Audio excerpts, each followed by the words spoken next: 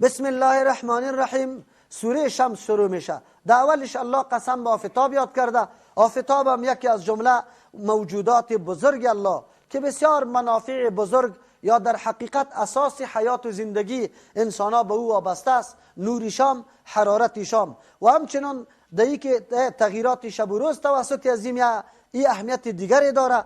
آفتاب یکی از جمله نمونه های بزرگ قدرت الله تبارک و تعالی است که الله در چقدر مسافه این آفتاب قرار داده و از اونجا به ما حرارت میده. اگر کمی از این مسافه نزدیک می بودیم یا کمی دور می بودیم، باز دیگه این انسان ها نمیتونستند زندگی را در روی زمین اختیار میکردند، چرا که اگر نزدیک می بودیم از شعاع و حرارتش یک دم می سوختیم، دیگه امکان برای ما نبود. اگر یک کمی دور می بودیم همیشه در چیسته انجماد قرار می گرفتیم که دیگه هیچ راه زندگی بر ما میسر نمیشد. الله تبارک و تعالی این از جمله موجودات و یکی از جمله نعمتهای بزرگ الله و نشانه های بزرگ الله تبارک و تعالی قرار داده. قسم سرش یاد میکنه. از او خاطر سوره را به نام سوره شمس یاد میکنه. این سوره هم 26م سوره است در نزول خود که قبل از سوره بروج و بعد از سوره قدر نازل شده. سوره مکی است. تمرکزش مکمل سری تصفیه و تزکیه و چیست صحت عقاید است. ارتباطی از این صورت قطعی ما قبل در ما قبل الله دو قسم انسان ها را ذکر کرد. در اینجا الله عاقبتشان ذکر میکنه که عاقبت چه رقم است و همین انسان ها کدام انسان هاست بر ما معرفی میکنه. بسم الله الرحمن الرحیم شروع میکنم به نام الله که به اندازه مهربان نهایت رحم کننده است. و الشمس و الضحاها قسم به آفتاب و الضحاها قسم به چاشتی آفتاب. مراد از پیشش روشنی آفتاب است، چرا که در چاشتی روز روشنی آفتاب خیلی واضح میشه و کامل میشه. او چاشت محلی است، موقع است که انسان ها در اینجا درک میکنه کلگی در روز و روزگار خود مشغول میباشه. دایی چی که الله تبارک و تعالی قسم یاد میکنه اشاره میکنه که این محلای است، یعنی وقتای است که اگر نیایش برای الله تبارک و تعالی شوه این به پیش الله محبوب است. از او خاطر نماز چاشت که برش میگیم این خیلی که به نام اوابین در حدیث آمده یوم فضیلت خیلی زیاد داره. والقمر قسم به مهتاب اذا تلاها در آن وقتی که بیا به دنبال همی آفتاب. به دنبال آمدن دو وقت می باشه، یکی در اول تاریخ که در او طرف آفتاب غروب میکنه، در اون طرف غرب همین مهتاب هم دیده میشه که خیلی باریک می باشه. اکثر در دیار و وطن ما و شما در شب اول دیده نمیشه، در دوم دیده میشه، خدا بعضی جاها در اول دیده میشه. یا مراد از پیشش امو بدر کامل است که در شب 15 با مجردی که آفتاب غروب میکنه از امو طرف چی است؟ از او طرف از طرف مشرق دیگه مهتاب هم بالا شده می باشه. اردو درست است، یعنی او قسم به او مهتابی که از پای آفتاب می آید. مهتاب اگرچه در روشنی کم است اما فایده های گوناگونی برای زندگی انسان داره، به خاطر رنگ دادن میوه ها و این تاریکی مکمل شب یک نوع روشن کردن و همچنان دیگه فواید را الله تبارک و تعالی دایی گذاشته که او عبارت از چیست؟ متوسط ساختن آب و هوا است. و النهار اذا جلاها قسم به روز در آن وقتی که خوب روشن شود، یعنی روشن بسازه آفتاب امی روزه. اینجا چی؟ روشن بسازه روز امی آفتابه. روز آفتاب روشن نمیسازه، روشن آفتاب میسازه. خب لیکن چون که روشنی آفتاب در روز خوب نمایان میشه از او خاطر نسبتش به روز کرده. واللیل اذا یغشاها قسم به شب در آن وقتی که بپوشانه ها امی آفتابه. آفتاب مثل که شب میه و آفتاب می پوشانه. حالا که ترگب نیست خود در نظر ما امیتون معلوم میشه، چرا که آفتاب در نظر ما خیلی کم معلوم میشه و تاریکی شب خیلی وسیع است و او را می پوشانه. البته ای به نظر ظاهری انسان. و السماء و ما بناها قسم به آسمان و ما بناها او ذاتی که جور کرده بالا کرده بنا کرده آسمانه.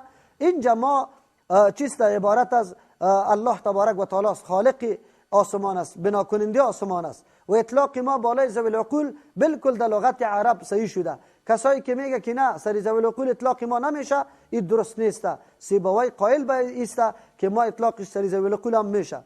والارض و ما طحاها قسم به زمین و او ذاتی که طحاها هموار کرده زمینه، یعنی قابل سکونت ساخته ای را که انواع میوه ها و چشمه ها و گیاه ها و این چیزا را چی کرده؟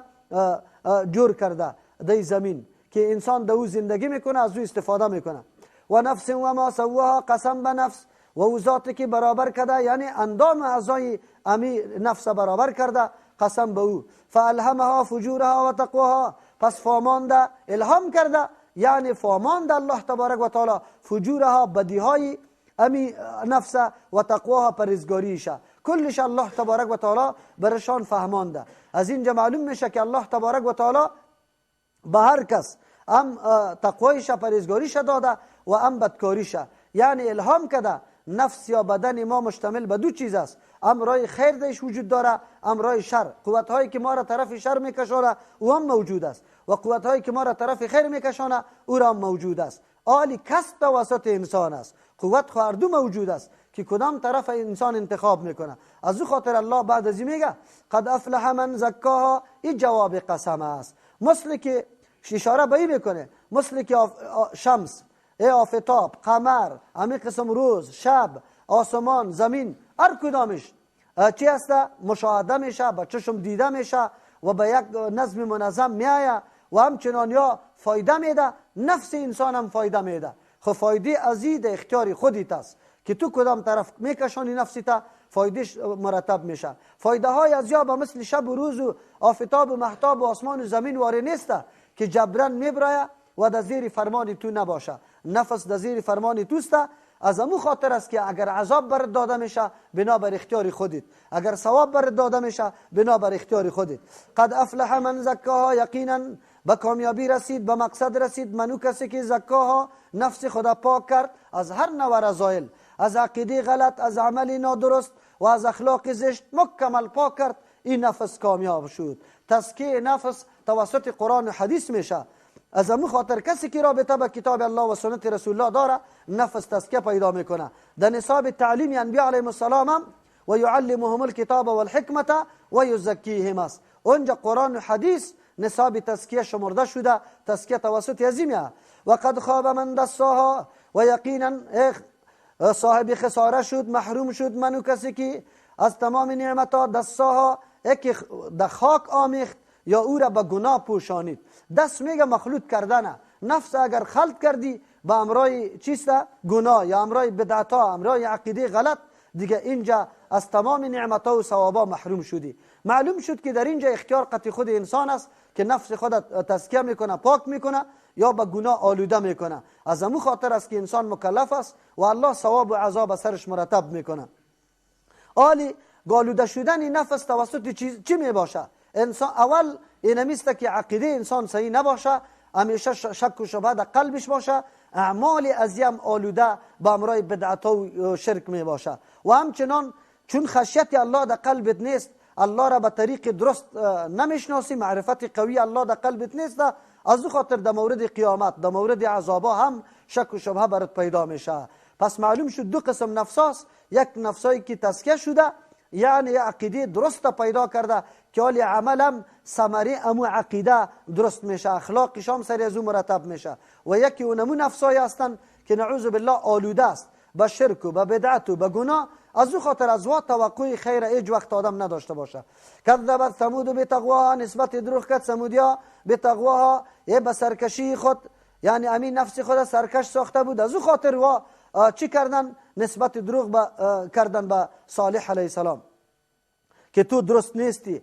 وقتی که معجزه را طلب کردن، خودشان طلب کردن که ما راه حق پیش میگیریم، لیکن بعد از آمدن معجزه و قبول نکردن. الله تبارک و تعالی میفرماید که این مردم ها با وصفی که دلیل موجود بود اینمی طور کارا را کردن، خود سر نوشت خود رسیدن که عذاب الله مکمل و را فرا گرفت. این هشدار بود برای اهل مکه که پیغمبر علیه السلام با وجود دلیل قناعت بخش که او وجود خودی پیغمبر علیه السلام هم بود که کل زندگیش در زیر نظر از یا تیر شده بود و امین و صداقتمند بود. و همچنان قرآن که کتاب معجز است که به مثلش آورده نمیتونه و بعد از او هم یا قبول نمیکنه، تکذیب میکنه، با این سرنوشت قوم ثمودیا یا مبتلا میشه. و یک نوع تسلی برای مؤمنان و پیغمبر علیه السلام بود که شما را الله نجات میده و این دشمنا را الله هلاک میکنه. اذ انبعث اشقاها، در آن وقتی که قیام نمود یعنی استاده شد، اشقاها بدترین همی شخصا در بین قوم ثمود 9 نفره به تحریک یک زن که مال خیلی زیاد داشت و شتر صالح علیه السلام چراگاه ها را خیلی زیاد میخورد و یک روز نوبت آب هم گرفته بود. او تحریک کرد نو شخصه که اگر شما ای را کشتید ما امرایتان نکاح میکنم این قدر مال میدم. قزار ابن سالف که برش میگه او خیست قتیمون نفرا و شتر صالح علیه السلام که من حیث معجزه پیدا شده بود زانویش زد و او را به قتل رسانید. الله ای را بدترین شخص نامیده در قرآن کریم، چرا که در مقابل معجزه پیغمبر نعوذ بالله قیام کرد و معجزه را از بین برده. الله رحم بکنه در این زمان کسی که مقابله قرآن میکنه نعوذ بالله یا آیات قرآن توهین میکنه یا نعوذ بالله آیات قرآن کریم شبهه را درش پیدا میکنه، اعتراضات انتقادات میکنه، یا هم در جمله همین مردمای اشخاص ده. باید که آیات قرآن کریم آدم بیچون و چرا بپذیره، چرا معجزه بر حق پیغمبر است و خود قرآن دلایل داره که اگر تأمل دیش بکنیم بالکل صداقتش واضح است. از او خاطر مقابله قرآن یا کتاب الله نشوه. فقال لهم رسول الله، گفت برشان پیغمبر الله ناقة الله، بگذاری شتر الله را. ناقة الله، بیت الله یا روح الله یا کلش اضافتای تشریفی است، یعنی آن چیزی را که الله بدون وسایل یا اسباب ظاهری پیدا کرده باشه نسبتش الله برای خود میکنه. این ناقه هم بدون اسباب ظاهری، یعنی از مادر پیدا نشده بلکه از سنگ پیدا شده بود، از او خاطر نسبتش به الله اضافتش به الله میکنه. اینطور نیست که دیگه چیزا از الله نیست، کلگیش مخلوق الله است. لیکن مخلوقات الله دو قسم به دنیا میه، یکی اسباب ظاهریش چیز آشکاراست هر کس میدانه، یکی اسباب ظاهریش پنهان میباشه به مردم معلوم نمیباشه. از او خاطر هرگاه که اسباب ظاهریش نمایان نباشه اضافتش به الله میکنه. بگذار ناقه یعنی شتر الله را، شتری که الله به قدرت خود بدون اسباب ظاهری پیدا کرده او را بگذاره و سقیاها نوبت آبش بگذاره. شما بخیلی و حسد نکنه، او را الله اینقدر توان داده بود که یک روز مکمل نوبت آب از او بود، اینقدر آب میخورد و همچنان چراگاه ها را و امو رقم شیرم به مردم میداد، یعنی خیلی مردم از او شیرم میخوردن. این عجب است که از همین طور ناقه شیرم میخوره و بدون تکلیف برشان خیلی منفعت هم میرسه، لیکن باز هم میخیزه او را از بین میبره. این نمایندگی از این را میکنه که اهل مکه شما قرآن کریم کتاب الله که سبب عزتمندی و یک مکمل فواید و کمالاتتان است از پیشش فایده میگیره و باز هم تکذیب کتاب الله را میکنه، دیگه همی سرنوشت شما هم هست. کسایی که تیشه را در پای خود میزنه، عرب راستی هم اهل مکه در او زمان تیشه را در پای خود زدن. این کرامت و این عزت الله نصیب اهل مدینه کرد که وا انصار شدن. امروز امی کتاب الله را اگر ما مسلمانا اینمی قسم تعظیم نمیکنیم، میره کتاب ثواب و مردهات جور میکنیم، تیشه را در پای خود زدیم، ما تحقیق نکردیم قرآن، جستجو نکردیم مطالب قرآن که تحقیقات جدید میکردیم، مطالعه میکردیم، چیزای جدید اختراع میکردیم نظر به علوم قرآن، نظر به دیدگاه قرآن. اما ما قرآن فقط کتاب ثواب در بین پوشا گذاشتیم، مردم کافری را مطالعه برای خود میکنه و چیزای جدید جور میکنه و ما همونطور گذاشتیم. دیگه امروز در حقیقت ما قطع قرآن جفا کردیم، مثل که قوم صالح علیه السلام قطع او معجزه الله که شتر بود جفا کرد. فکذبوه نسبت دروغ کرد اینمی قوم سمودیا به صالح علیه السلام، فعقروها یعنی به رسول الله، فعقروها پس زخمی کردمی.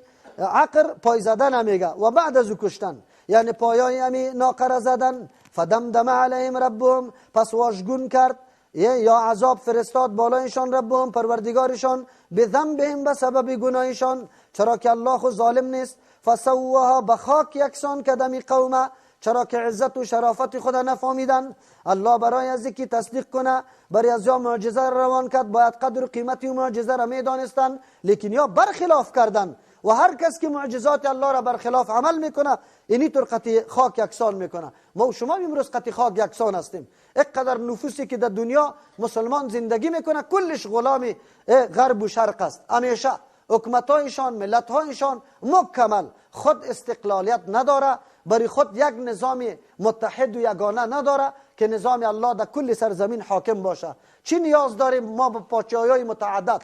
یک امیر المؤمنین می باشه و کلگی در ما تحت از او در هر خطه‌ای که زندگی میکنه زیر حکومت اسلام زندگی کنه. ولی با تاسف که ما قرآن و حدیث پشت سر گذاشتیم، آلی حکومت‌ها را به خود جور کردیم، نظام قرآن دور کردیم. الله ما را هم قطع خاک یکسان کرده. ولا یخاف عقباها، الله نمیترسه عقباها، از انجام هلاکت از آنها. چرا؟ الله خواست کسی نمیترسه که ما سری ازی جزا بدم یا عذاب بدم کسی بازخواستگر باشه. سری الله تبارک و تعالی کسی انتقاد کننده و بازخواستگر نیست.